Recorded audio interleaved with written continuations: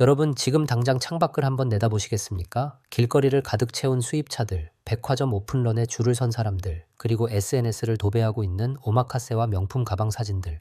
우린 지금 그 어느 때보다 부자처럼 보이기 쉬운 세상에 살고 있습니다. 그런데 말입니다. 여기서 아주 소름 돋는 질문 하나 던져보죠. 그 화려한 껍데기 속에 살고 있는 사람들 중 진짜로 자유로운 사람은 과연 몇 명이나 될까요? 혹시 여러분 옆집에 사는 맨날 늘어난 티셔츠만 입고 분리수거하러 나오는 그 아저씨가 사실은 강남에 빌딩 몇 채를 가진 수백억대 자산가라면 믿으시겠습니까? 반대로 인스타그램에서 온갖 명품으로 온몸을 휘감고 슈퍼카 핸들을 잡으며 성공을 과시하던 그 청년이 사실은 다음 달 카드값 500만 원을 못 막아서 사채를 알아보고 있는 가짜 부자라면요. 이건 그냥 상상이 아닙니다.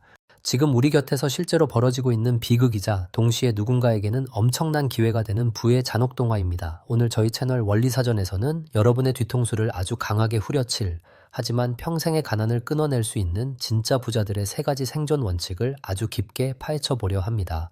단순히 돈 아껴 써라 같은 뻔한 소리 하려는 게 아닙니다. 이건 생존의 문제고 철학의 문제입니다.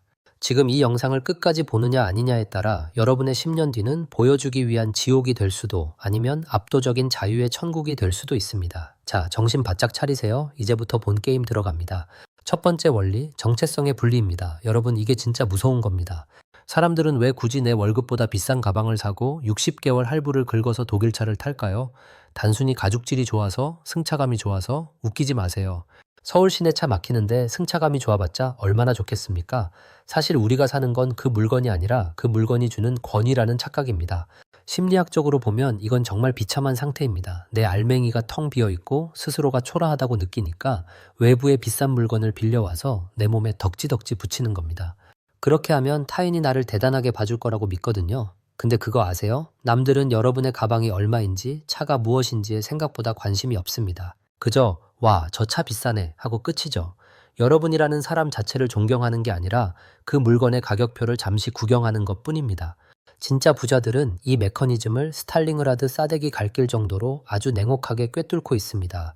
그들에게 돈은 나를 장식하는 보석이 아닙니다. 그들에게 돈은 자유의 총알입니다. 내가 하기 싫은 일을 하지 않아도 되는 권리, 누구에게도 고개 숙이지 않아도 되는 독립을 위한 도구일 뿐이죠. 여기서 아주 흥미로운 사례를 하나 들어보죠. 미국의 한 자산관리사가 쓴 보고서에 따르면 진짜 알부자들이 밀집해 사는 동네의 특징이 뭔지 아십니까? 바로 수상할 정도로 평범함입니다. 그들은 10년 넘은 포드를 타고 동네 할인마트에서 쿠폰을 챙깁니다. 반면 부자가 되려고 발버둥 치는 사람들이 모인 동네는 주차장부터 번쩍거립니다. 이 차이가 어디서 오느냐? 바로 증명할 필요가 있느냐 없느냐의 차이입니다. 진짜 사자는 자기가 사자라는 걸 증명하기 위해 짖지 않습니다. 그냥 가만히 있어도 사자니까요. 하지만 겁먹은 개들은 자기가 강해 보이려고 끊임없이 짖어댑니다. 여러분은 지금 사자입니까? 아니면 짖어대는 개입니까? 명품 로고 뒤에 숨어서 나 좀 봐달라고 구걸하고 있지는 않나요?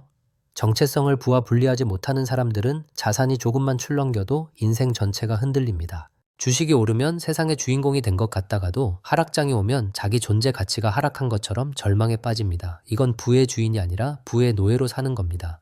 하지만 단단한 부자들은 다릅니다. 돈이 많든 적든 내 본질은 변하지 않는다는 확신이 있습니다.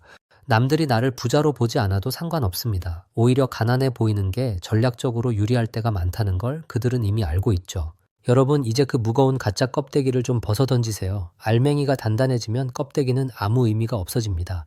자, 그럼 두 번째 원리로 넘어가 보죠. 이건 여러분의 경제적 생존을 결정지을 핵심 중의 핵심, 선택지의 우선순위와 유동성의 가치입니다. 흔히들 돈을 좀 벌기 시작하면 가장 먼저 뭘 합니까? 맞습니다. 라이프스타일 업그레이드라는 이름의 자폭 행위를 시작합니다. 연봉이 좀 오르면 이 정도 차는 타야지 하며 급을 높이고 돈 좀 모이면 이 정도 아파트는 살아야지 하며 무리하게 영끌해서 이사를 갑니다. 주변에선 축하해 주겠죠.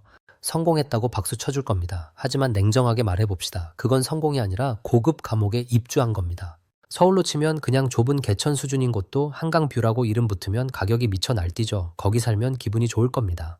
하지만 매달 돌아오는 막대한 대출이자와 관리비를 감당하기 위해 당신은 이제 죽기보다 싫은 직장에서 상사의 비위를 맞춰야 하고 몸이 망가져 가는데도 퇴사라는 단어조차 꿈꾸지 못하게 됩니다.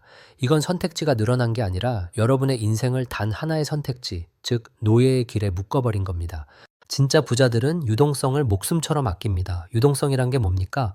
언제든 내가 원하는 대로 움직일 수 있는 힘입니다. 현금이든 바로 팔 수 있는 자산이든 이 유동성이 풍부해야 인생의 주도권을 줍니다. 전쟁으로 치면 기동력 같은 거죠. 아무리 거대한 요새, 즉 비싼 집을 가지고 있어도 보급 놓인 현금 흐름이 끊기고 포위당하면 결국 굶어 죽는 건 시간 문제입니다. 진짜 부자들은 삶을 최대한 가볍게 유지하려 노력합니다. 덩치를 키우는 게 아니라 근육을 키우는 거죠. 시장이 공포에 질려 모든 자산 가격이 떡락할 때 유동성을 가진 사람은 미소를 짓습니다. 남들이 빚에 허덕이며 눈물을 머금고 내던지는 그 알짜배기 자산들을 유동성을 가진 부자들은 줍기만 하면 되거든요. 이게 바로 부의 격차가 기하급수적으로 벌어지는 결정적인 순간입니다.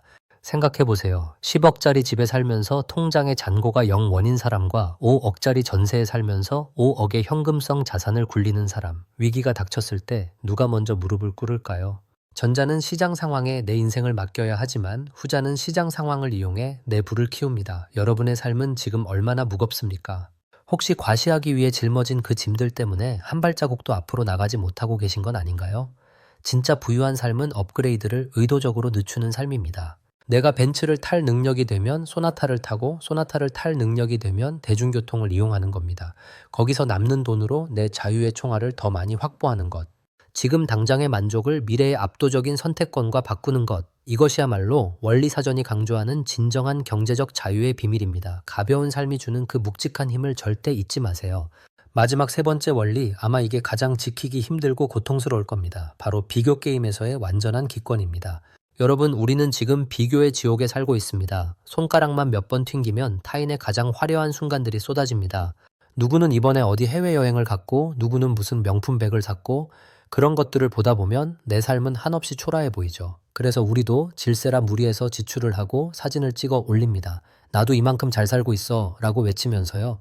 그런데 여러분, 이 게임의 끝이 어딘 줄 아십니까? 없습니다. 승자가 없거든요.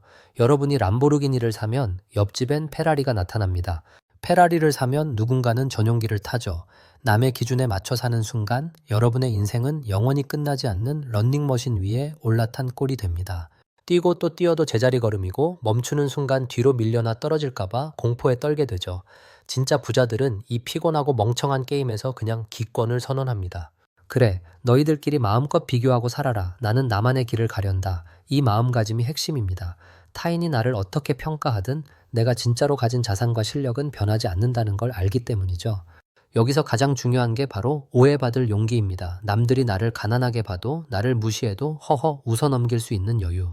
왜냐? 내 통장에는 이미 수십억이 꽂혀 있고 나는 내 인생의 시간을 100% 내 마음대로 쓸 수 있다는 확신이 있으니까요. 사자가 지나가는데 동네 강아지들이 짖는다고 해서 사자가 상처를 받습니까? 아니죠. 그냥 무시하고 갈 길 갑니다. 이 비교 게임에서 탈출하는 순간 여러분의 인생에는 기적이 일어납니다. 불필요한 지출이 사라지고 타인의 시선을 의식하느라 낭비했던 에너지가 오직 나 자신을 성장시키는 데 집중됩니다. 100만 원짜리 명품 지갑이 주는 기쁨은 딱 3일 갑니다. 하지만 그 100만 원으로 산 우량주가 혹은 그 돈으로 배운 새로운 기술이 10년 뒤에 가져다 줄 평온함은 평생을 갑니다. 진짜 부자는 오늘만 사는 사람이 아닙니다. 그는 미래의 자신에게 선물을 줄 줄 아는 사람입니다. 10년 뒤에 내가 지금의 내게 고맙다고 말하게 하자. 이 마음으로 오늘을 설계합니다. 남들에게 보여주기 위해 오늘을 불태우는 가짜 부자들과는 차원이 다른 전략이죠. 자, 이제 정리를 해보겠습니다. 우리의 목적지는 명확합니다. 부자로 보이는 삶이 아니라 진정으로 자유로운 삶입니다. 껍데기에 집착하는 순간 여러분은 타인의 노예가 됩니다. 하지만 본질에 집중하고 유동성을 확보하며 비교라는 족쇄를 끊어내는 순간 여러분은 비로소 자기 인생의 진정한 주인이 될 수 있습니다. 원리사전 시청자 여러분, 오늘부터 여러분만의 부의 원칙을 다시 세워보세요. 남들이 알아주지 않아도 괜찮습니다. 오히려 아무도 여러분이 부자인지 모르게 만드세요. 그것이 가장 안전하고 확실한 부의 길입니다.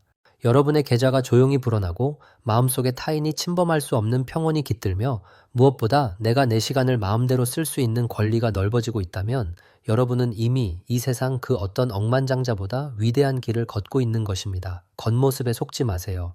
로고 뒤에 숨지 마세요. 화려한 외제차 시트에 여러분의 자존감을 맡기지 마세요. 낡은 옷을 입고 있어도 뿜어져 나오는 그 여유와 압도적인 실력, 그것이야말로 그 어떤 다이아몬드보다 빛나는 진짜 부자의 표식입니다.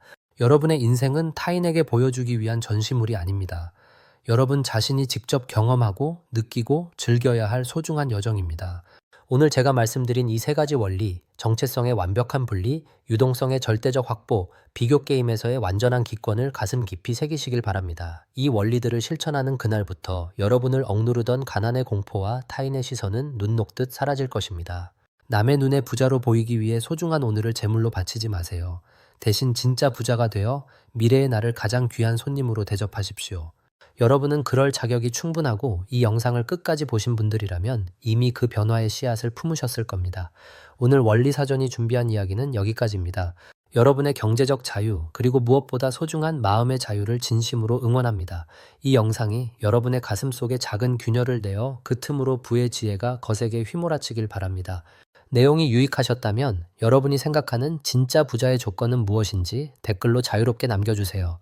모든 댓글은 제가 직접 읽고 여러분의 성장을 응원하겠습니다. 저는 다음에 더 날카롭고 더 본질적인 원리를 가지고 다시 돌아오겠습니다. 지금까지 원리사전이었습니다. 시청해주셔서 감사합니다. 여러분의 건승을 빕니다.